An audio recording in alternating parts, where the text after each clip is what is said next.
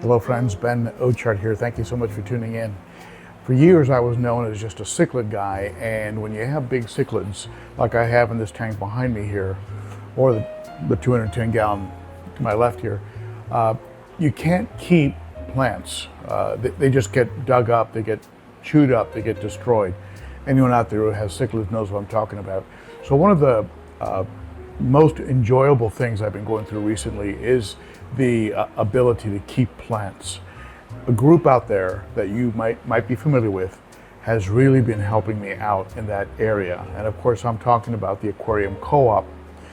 My friends Corey, Zenzo, Candy, the team over there, Jimmy. There's a big team at the Aquarium Co-Op, and they've helped me out a lot with plants and setting up my planted community tank, and also my planted, just recently, my planted Discus tank.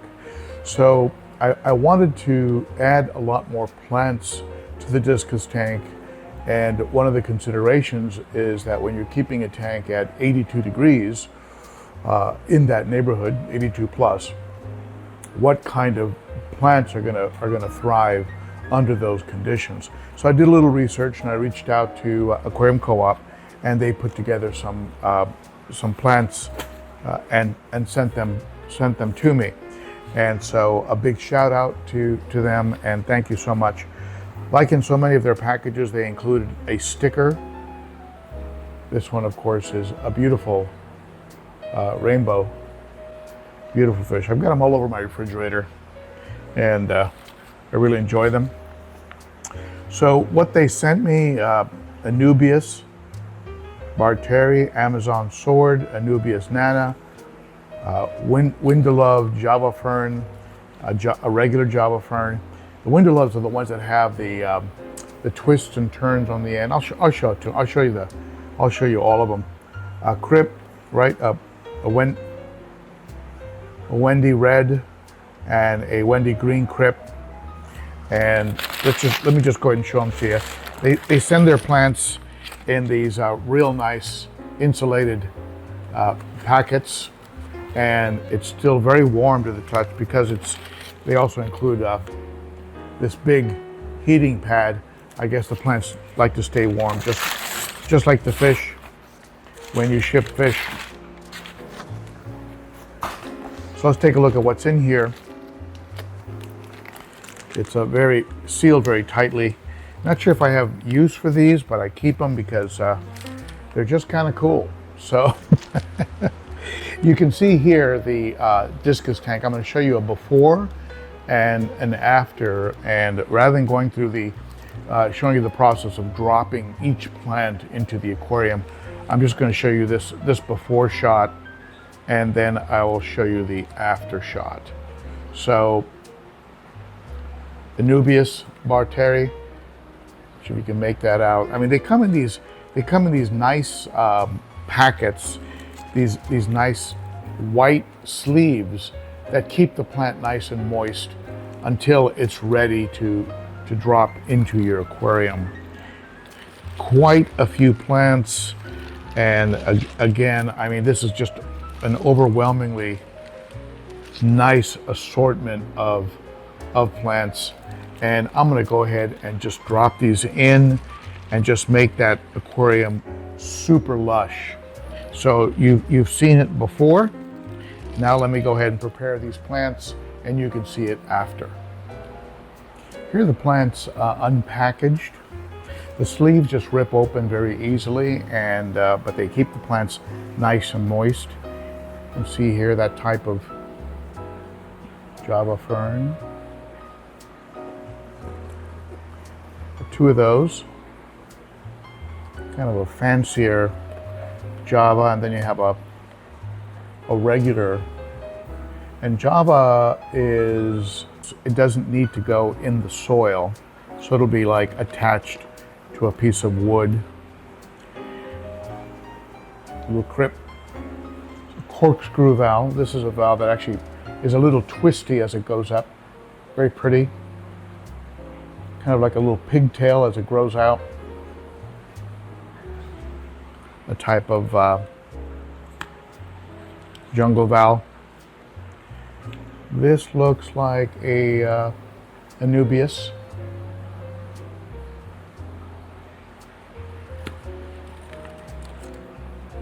Something more Anubias. Anubias, of course, have a little rhizome that you attach, and they don't need to be in the substrate. Beautiful assortment of plants. You can get a better look at them here. Let's go ahead and get these into the aquarium. They're all looking good. And I'll be breaking the bottoms. They come in these in this foam. This foam stuff that can be kind of messy. I'll just remove all that with a fork. Just use a fork and it just breaks off really easy, maybe with a little bit of running water, and it'll just make the plants nice and clean and ready to go into the aquarium. So here's the after. I was able to trap some of the Anubias in this piece of wood here, this Mopani wood. Put a few rocks in the hole on top of it there to hold it in place. Got some rocks holding this Java and Anubias combination. A little bit of Java here as well. And a rock that is actually helping to hold that piece of wood down because it does still want to float. As you can see, I've taken some material from the planted tank. Got that corkscrew jungle val at the back. I think it'll look great as it spreads against the black background. And little crib here. I love putting plants against objects where they can contrast. In this case, the plant and the rock contrasting. So you have a lot of material, up against the plant. Like you have the wood here and this Anubias.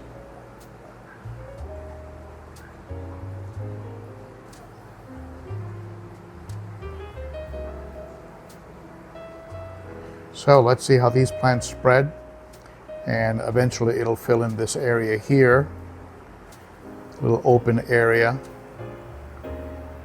Maybe there's a little open area there in the back. Some open spots here, but these plants should actually spread a bit. And I do have a consideration about being able to vacuum. Some people like to run their Discus tanks bare bottom for cleaning purposes. Partially bare bottom or all bare bottom. I don't like that look. So my only consideration about filling it in is still being able to vacuum. But I think I'll be fine. I'll be able to stir things up a little bit when I vacuum and get the detritus to move into an area where I can scoop it up with a siphon. So there you go, guys. Enjoy the benefits of plants. Oxygen, ammonia absorption, oxygen production. And of course, if ammonia is being produced, you're going to get less nitrates, right? And I love the look of it. So let me know what you think in the comments below. I'm always curious what you folks are doing. Let me know if you're keeping Discus, and if you are you using a bare bottom aquarium? Are you using a planted aquarium? Do you have substrate? Give me all the tips you can, because I'm kind of new at this Discus game. How often are you feeding? How often are you changing the water? I would love to know. Big shout out to Josh at Cunningham Tropicals for these wonderful Discus fish. And a big shout out to the Aquarium Co-Op for these wonderful plants. So if you're looking for some great Discus, check out Josh and use ben.o.cichlid for 15% off on both fish and his dry goods. And if you're looking for some good quality plants, go to aquariumcoop.com. want to continue my, if you want to keep following my fish keeping adventure, be sure to subscribe.